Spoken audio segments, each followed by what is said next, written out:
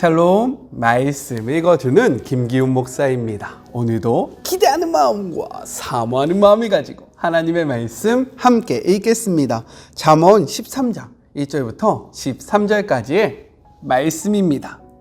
똑똑한 아이는 부모의 말에 귀 기울이지만 어리석은 아이는 제멋대로 한다. 선한 사람은 유익한 대화를 좋아하지만 불량배들은 평생 우격다짐으로 밀어붙이고 살아간다. 신중한 말은 신중한 생활에 도움이 되지만 경솔한 말은 모든 것을 망가뜨릴 수 있다. 게으른 사람은 바랄 것이 많아도 이루는 것은 없고 역동적인 사람은 목표를 이룬다. 착한 사람은 거짓말을 싫어하지만 나쁜 사람은 아무 소리나 토해낸다. 하나님께 충성하면 가는 길이 순조롭지만 죄는 악인을 궁지에 빠뜨린다. 허식과 허세의 삶은 공허하지만 소박하고 담백한 삶은 충만하다. 부자는 재산 때문에 고소를 당할 수 있지만 가난한 사람은 그럴 염려가 없다. 선한 사람의 삶은 불이 환히 켜진 거리 같지만 악한 사람의 삶은 어두운 뒷골목이다. 무엇이든 아는 채 하는 거만한 사람은 불화를 일으키지만 지혜로운 사람은 친구의 충고에 귀를 기울인다. 쉽게 얻은 것은 쉽게 잃지만 꾸준히 근면하게 살면 좋은 결실을 맺는다. 실망스러운 일이 이어지면 상심하게 되지만 갑자기 좋은 기회가 찾아와 인생이 역전될 수도 있다. 하나님의 말씀을 무시하면 고통을 겪게 되고 하나님의 계명을 귀히 여기면 부유하게 될 것이다. 이것은 하나님의 말씀입니다. 우리요 광고 보고 말씀 계속 나누도록 하겠습니다. 하나님과 대면하여 예배하는 복된 주일 보내셨죠? 오늘의 말씀을 나누기에 앞서서요, 우리가 함께 나누지 못했던 토요일과 주일의 말씀을 간략하게 이야기하고 넘어가도록 하겠습니다. 토요일은요, 잠언 12장 1절부터 14절의 말씀으로 의인과 악인을 대조하는 말씀이었어요. 의인은 하나님께 은총을 받으며 선한 아내를 얻고 정직한 생각을 하며 쓰러지지 않는 집을 짓고 손으로 하는 노동의 열매를 얻으며 권고를 들을 줄 아는 사람이다 라고 이야기했습니다. 반면에 악인은요, 속임과 무자비, 불의와 방탕함 속에 살아간다라고 이야기했어요. 이어서 주일은요, 12장 15절부터 28절로 계속해서 의인과 악인을 대조했습니다. 의인은요, 타인의 권고를 듣고 모욕을 참을 줄 알고 진리를 말하며 지식을 과시하지 않고 부지런히 일하고 사람의 마음을 격려하는 말을 하고 의로운 길에 생명이 있음을 교훈한다 라고 이야기했어요. 반면 악인은요, 분노와 거짓된 말, 게으름과 어리석음 속에서 살아간다 라고 이야기했습니다. 오늘의 말씀을 같이 한번 나눠볼까요? 오늘의 말씀은요, 내용상 두 부분으로 나눠서 생각해 볼 수 있습니다. 먼저 첫 번째 1절부터 6절, 말을 중심으로 본 의인과 악인의 특징에 대해서 이야기를 하고 있어요. 이 단락은요, 언어 생활을 중심으로 의인과 악인을 비교해서 이야기하고 있습니다. 먼저 1절은요, 첫 번째로 들음에 대해서 이야기를 하고 있어요. 우리 1절의 말씀을 같이 한번 읽어볼까요? 지혜로운 아들은 아비의 훈계를 들으나 거만한 자는 꾸지람을 즐겨 듣지 아니하느니라 라고 이야기합니다. 여기서 듣다라는 것은요, 단순히 귀로만 듣는 것을 의미하는 것이 아니라 들은 바를 완전히 이해하고 감정적으로 받아들이며 행동으로 옮기는 것까지가 포함된 단어라는 거예요. 그렇기 때문에 의인, 지혜로운 자는요, 그 아비의 훈계를 듣고 순종하는 자를 나타내고요, 반면에 악인, 거만한 자는요, 꾸지람을 듣기는커녕 결코 행하지 않는 자라는 것을 보여주고 있는 거예요. 이렇듯 듣는 것은요, 반드시 행함으로 이어져야 합니다. 다시 한번요, 우리가 듣는 것은요, 반드시 우리의 행함으로 이루어져야 한다는 거예요. 우리가 생명의 말씀을 들었으면 이 말씀을 듣고 그치는 것이 아니라 우리가 살아가는 삶의 자리로 가서 이 들은 말씀을 살아내야 한다라고 이야기하고 있는 겁니다. 오늘 하루 말씀을 들었잖아요. 우리가 살아가는 그 삶의 자리에서 몸부림치면서 이 말씀을 살아내는 우리 모두가 되었으면 좋겠습니다. 우리 한번 해봐요. 화이팅! 자, 2절은요, 우리가 내뱉은 말의 열매가 우리에게 돌아옴을 이야기하고 있어요. 우리 잠언 18장 20절의 말씀을 같이 한번 읽어볼까요? 사람은 입에서 나오는 열매로 말미암아 배가 부르게 되나니 곧 그의 입술에서 나오는 것으로 말미암아 만족하게 되느니라 라고 이야기합니다. 우리의 입술의 열매는 무엇입니까? 여러분은요, 어떠한 말을 내뱉고 있어요? 우리 말씀을 같이 한번 보죠. 히브리서 13장 15절은요, 이렇게 이야기합니다. 그러므로 우리는 예수로 말미암아 항상 찬송의 제사를 하나님께 드리자. 이는 그의 이름을 증언하는 입술의 열매니라 라고 이야기합니다.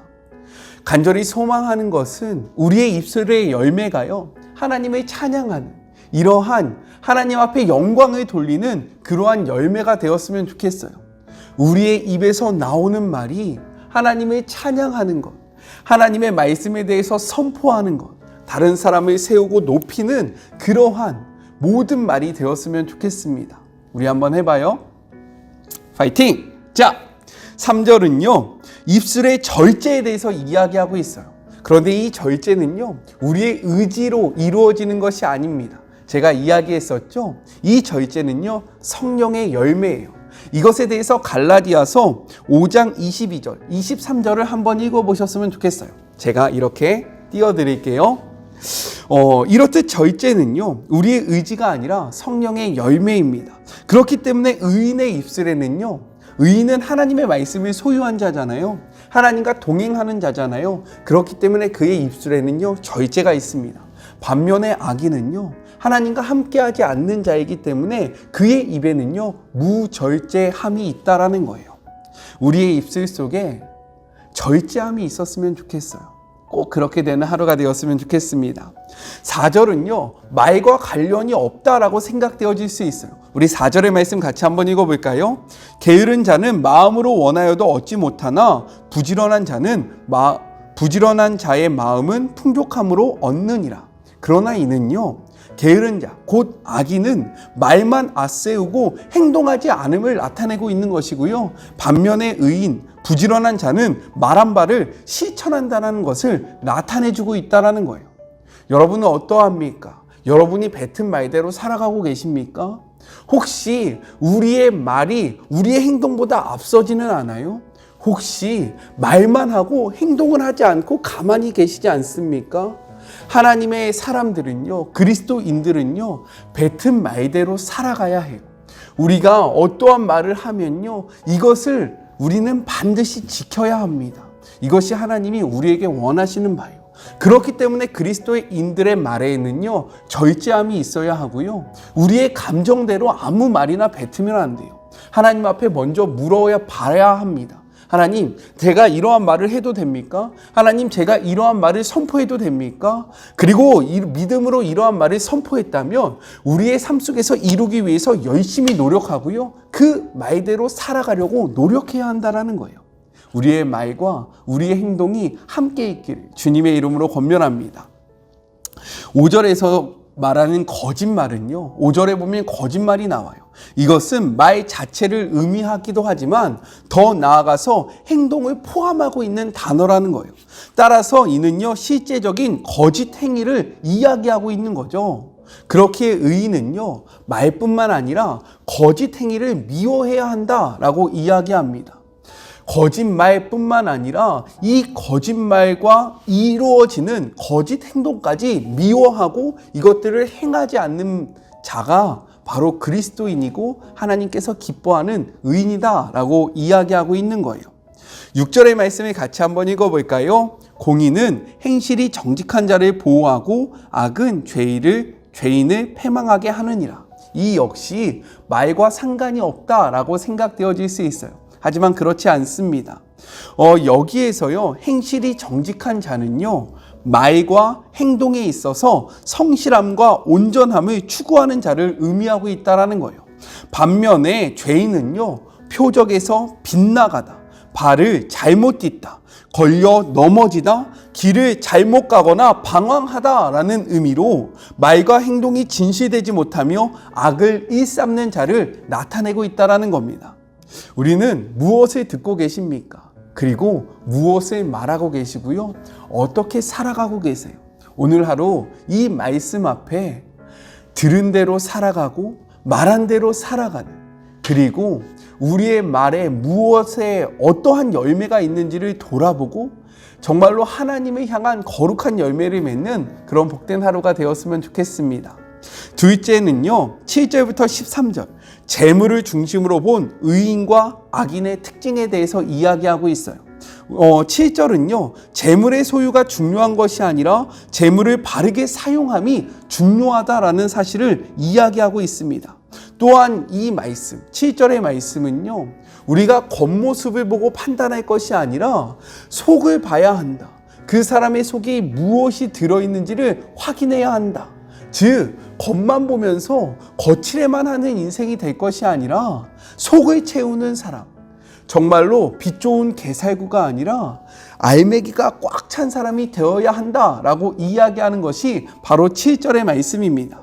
8절은요, 재물이 많을수록 더 많은 위험에 처함을 이야기하고 있어요. 말씀을 보면요, 솔로몬이 부의 부정적인 면모를 강조시키고 있다는 거예요. 부가 가지고 있는 긍정적인 면이 있습니다. 그런데 솔로몬은 지금 부의 긍정적인 면보다는 부의 부정적인 면을 강조하고 있다는 거예요. 그 이유가 무엇이냐?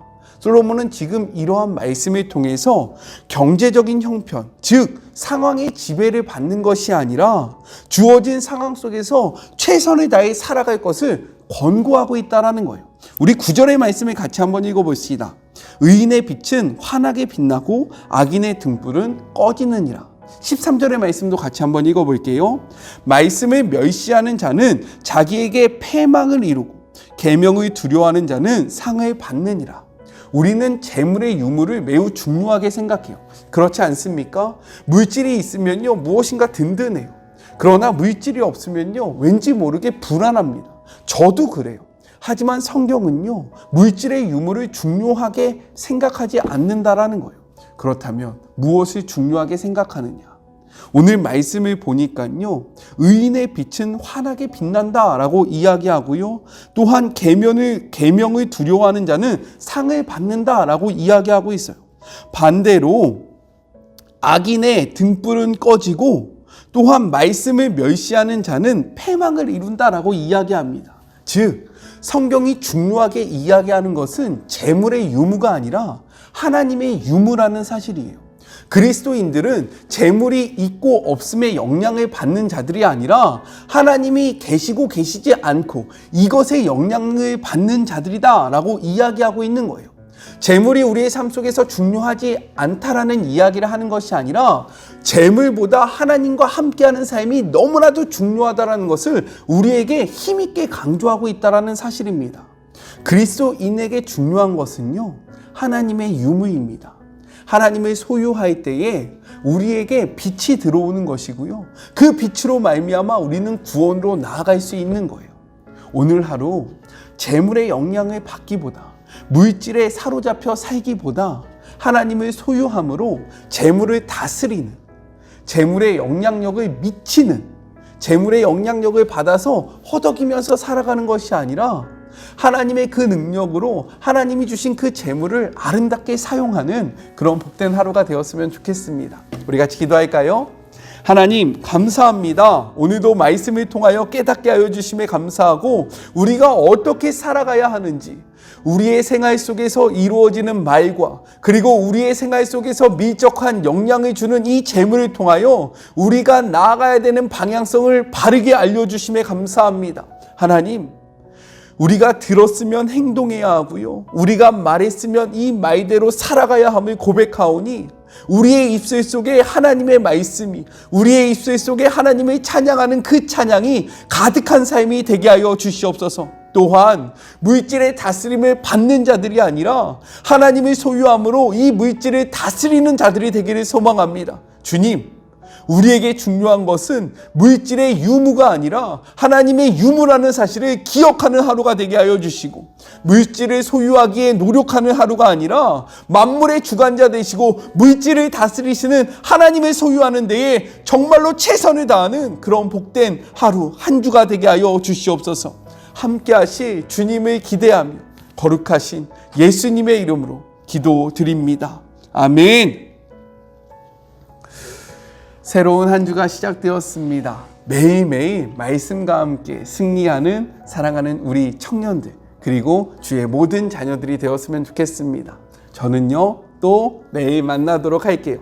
사랑하고 주님의 이름으로 축복하면서 오늘 하루도 힘내세요. 우리 내일 만나요. 안녕. 오늘도 수고하셨습니다.